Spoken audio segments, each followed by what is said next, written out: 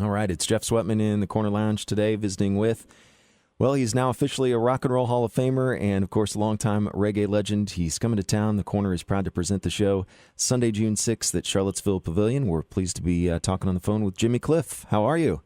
I'm very, very good, thank you. Yeah, it's so good to talk to you. And Soja is the opening act. They're kind of a DC-based reggae band. We look forward to them kicking things off. And then, of course, your band taking the stage there at Charlottesville Pavilion. Now, this is your first tour in a little while. Do I understand you've got a new album in the works for this year?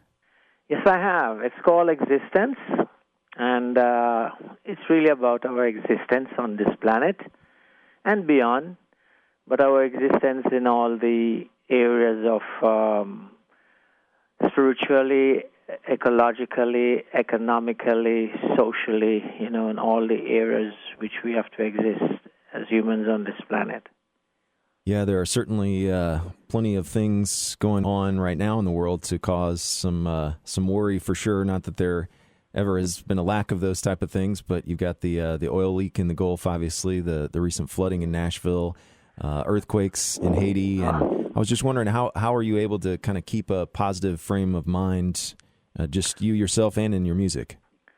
Yeah, well, I think that's just it. I mean, I put a positive spin and on the old situation, because what exists is the positive and the negative, and in life we always have choice.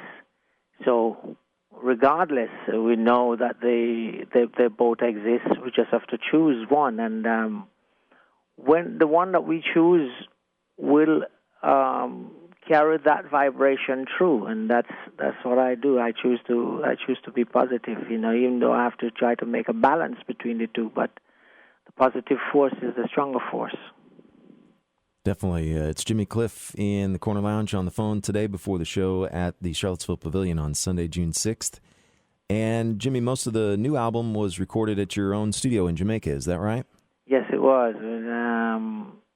Newly studios just built, and state of the art and all of that, and with musicians that grew up kind of listening to my music, and so it was really, really exciting putting our talents together.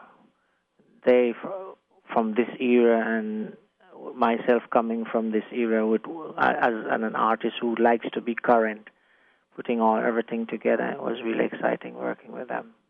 Yeah, and I was wondering over the years, what has been your favorite place to live? You've kind of lived all over at various points. In England for a while. You lived in Brazil, is that right? I did spend quite a bit of time there, but I wasn't really a resident in Brazil. Okay. But England was definitely a residence for a while. And, I spent quite a bit of time in Africa as well, Senegal and Gambia and certain other places in Africa. So, my favorite place is still Jamaica. And that's where you call home today, is that right? Yes. Okay. Well, very cool. First question should have been, how was the Rock and Roll Hall of Fame induction ceremony? That just took place a couple months ago, right? Yeah, that was really special, It's a great thing to be recognized, especially by your peers, because the people who are choosing who they think ought to go into the Rock and Roll Hall of Fame are, people who are, you could call them my peers as musicians and artists and whatever they are. So it's good to be recognized by those people. And the Rock and Roll Hall of Fame is an American institution, and Jamaican music is a Jamaican brand. So it's really very special. 1964 is a year that rock and roll fans kind of associate with the Beatles invading the United States. Yeah. With Beatlemania. And at that time, you were actually one of Jamaica's representatives to the World's Fair. That's correct. And then, over the course of several years, you did The Harder They Come and kind of brought reggae to that international stage, at least that made it much more widely known in the U.S.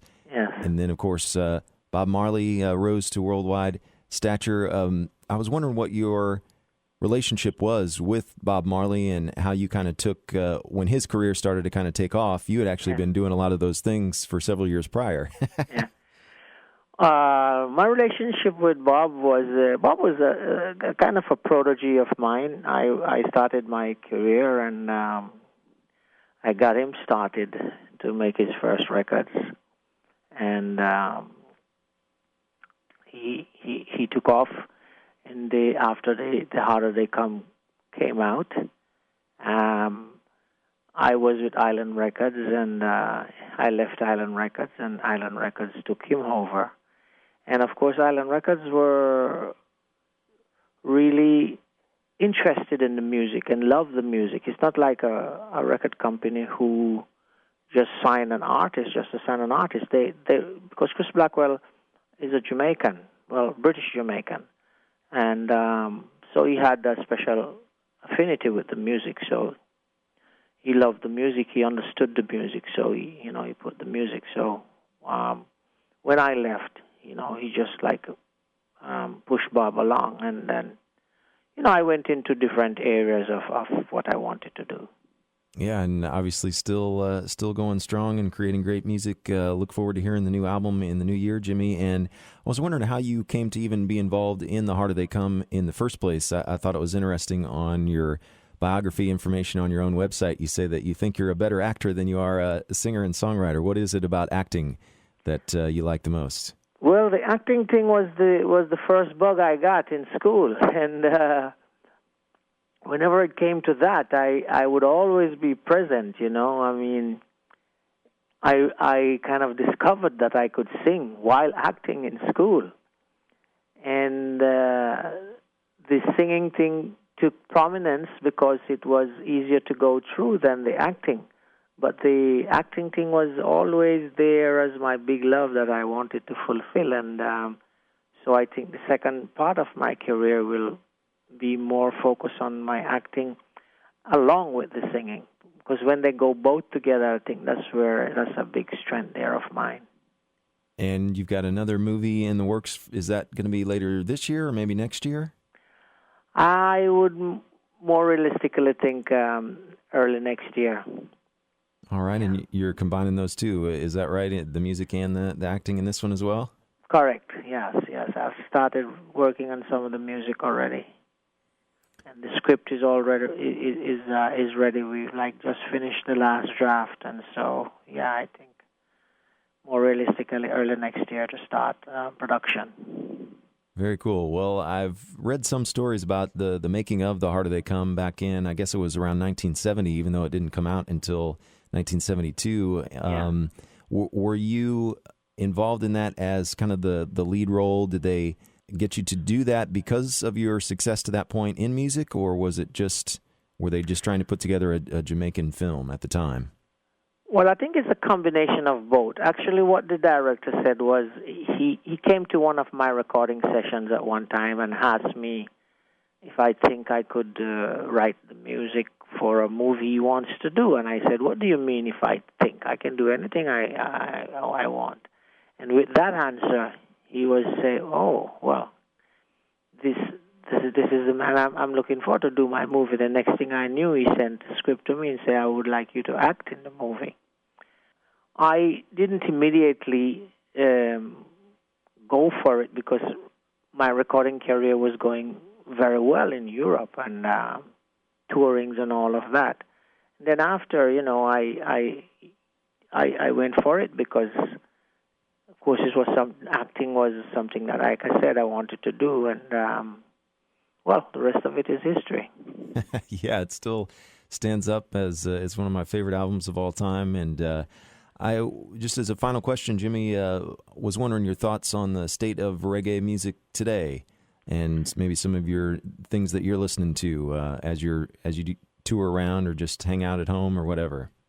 Well, I think the state of reggae music is still quite healthy. In the time of The Harder They Come, it was more like what I would term as a one-way street in terms of the contents of what we put out, more what we call roots and culture, uplifting type of music, dealing with social, political, spiritual subjects.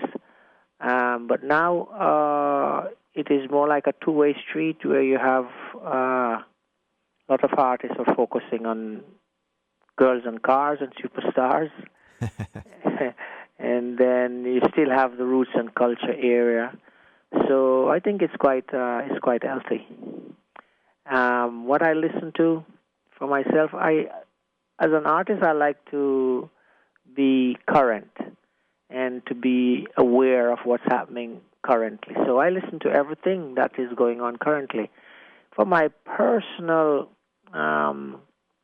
listening pleasure, if I go to one country like Peru or somewhere like that, I just probably walk into a store or by the street side and just try to find something indigenous of the people and listen to those kind of things.